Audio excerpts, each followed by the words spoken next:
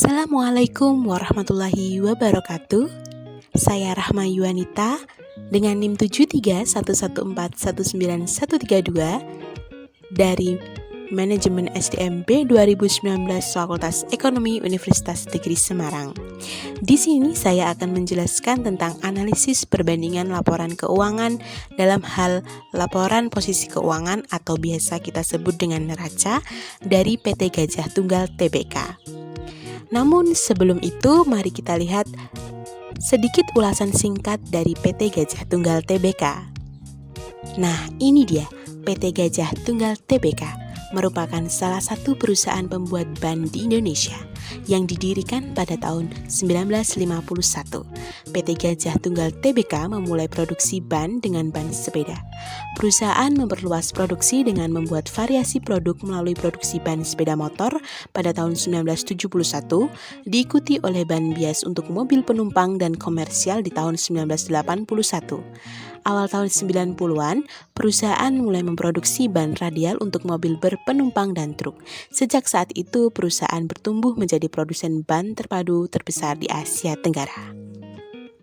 Nah, sekarang mari kita simak bersama pembahasan analisis perbandingan laporan keuangan dari PT Gajah Tunggal Tbk. Nah, ini dia analisa perbandingan neraca pada PT Gajah Tunggal pada akhir Desember tahun 2019 dan 2020.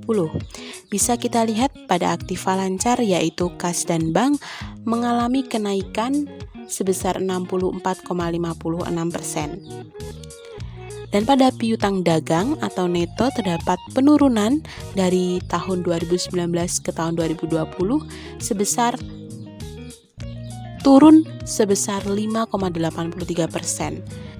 Sedang pada piutang wesel terdapat kenaikan sebesar 13,43% dari tahun 2019 sampai 2020.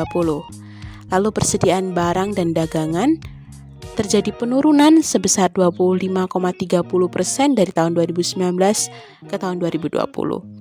Jadi, jumlah aktiva lancar dari tahun 2019 dan tahun 2020 mengalami penurunan sebesar 4,71% atau dapat kita katakan minus 4,71%.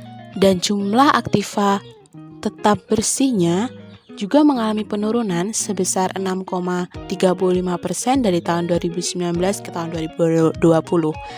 Jadi, total aktiva seluruhnya mengalami penurunan sebesar 5,70%.